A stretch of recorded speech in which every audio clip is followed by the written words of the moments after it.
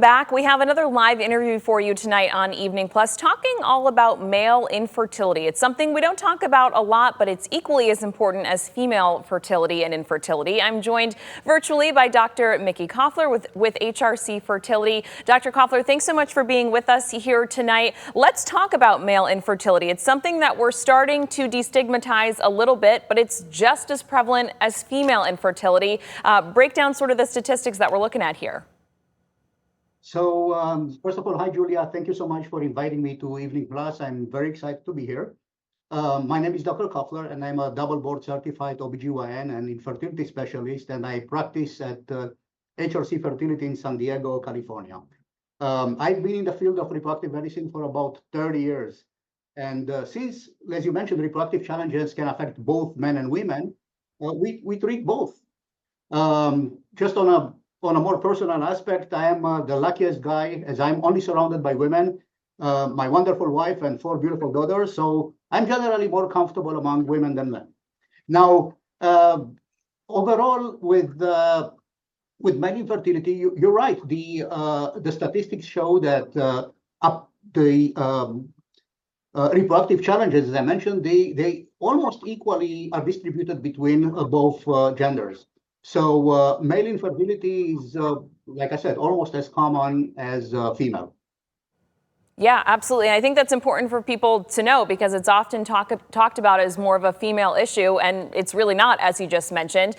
When we're talking about male infertility, it's something that can be, and I'm sure you've experienced this, kind of awkward for guys to talk about or girls to talk about. But why is it so important to be talking about this to ensure that families, can grow their families if they'd like to? So the main thing, as you mentioned, is to not make the assumption that, it's a female problem and essentially waste time. And that's one of the most important things one of the most important challenges in our profession is the female partner's age. And if you have, if you make wrong assumptions and you waste essentially the female partner's time, you may reach to a point that it can become very challenging and sometimes, honestly, even impossible to help. Because, as you know, the difference between men and women reproduction is that in men, the reproductive potential almost doesn't stop. I mean, men keep producing sperm during their entire lifetime, so they can have kids, in really late in their adulthood. Women, as we know, they hit menopause at around 50. So actually, their fertility diminishes way before that, like at around late 30s, early 40s. The women fertility is so much lower that if we basically don't address the male partner's problem early enough, we may just spend time and wrong treatments, wrong assumptions that can lead essentially to the point that that couple may not have, biological children as a result of essentially ovarian dysfunction that is age related. So it's actually very important to address both partners in a couple at an early stage and establish quickly what is the problem and just manage it accordingly. Absolutely. I so appreciate you walking us through all of that. And there's some things to be thinking about when it comes specifically to male fertility, things to be doing so that you can optimize that you can grow your family and really make sure that you're in good, fertility related reproductive health. Talk to me about some of those topics that folks can hone in on to make sure that, they've got the best chance for success when it comes to having a baby. Okay. So generally, Julia, I want to emphasize that all these things, they can be addressed at really at multiple layers. So, for example, diet and nutrition, exercise and weight, stress, sleep, and mostly it's avoiding of environmental toxic exposures. And I'll touch each one of these layers quickly. I don't want to emphasize them too much, and I'll tell you in a few minutes why. So, for example, there are some essential minerals like zinc that is crucial for testosterone metabolism and sperm development. Foods like nuts, seeds, and lean meats are good sources for that. Selenium, it's another mineral that has an antioxidant characteristics and it protects sperm from damage. It's found in the Brazil nuts and fish. Folic acid, it's important for DNA synthesis in the sperm. Leafy greens and fortified grains are good sources for that. Vitamin C and E, those are powerful antioxidants, and they can be found over the counter, right? So harmful diets, on the other hand, processed food, high sugar intake, excessive saturated fat, they can all lead to inflammation and oxidative stress on sperm. Obesity, it can disrupt hormonal balance and lower testosterone levels. It can also lead to higher scrotal temperature, which can harm sperm production. The type of exercise that men do. So, for example, moderate regular exercise is great, but on the other hand, long range cycling, okay, it can lead to increased scrotal temperature and sperm damage.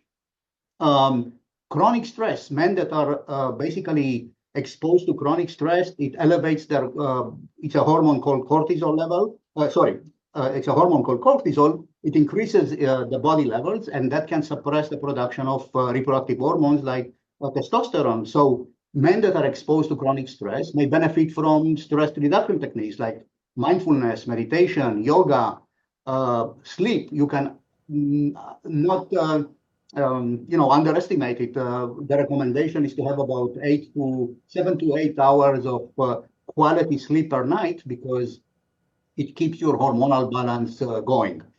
Now, the most important things are really what not to do because honestly, if you guys, I mean the men, achieve to a point that there is already testicular damage or sperm production damage, it's not the time to start modifying your lifestyle because unfortunately that may be already too late.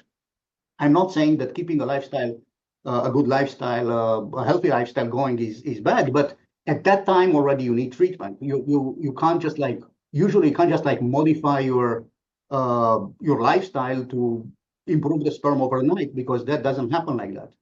Now let's just touch environmental toxins that you should really avoid.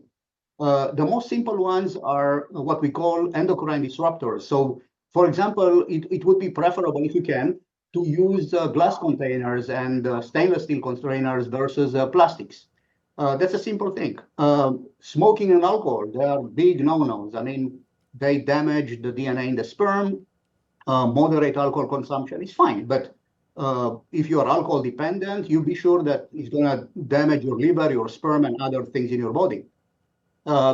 We talked about heat, right? So there is a reason that the testicles in men are not in the pelvis like the ovaries in women, right? Because the sperm production needs a lower temperature. So our body core temperature is 98 Fahrenheit, right? The scrotal temperature is like about 5 degrees lower to maintain sperm production.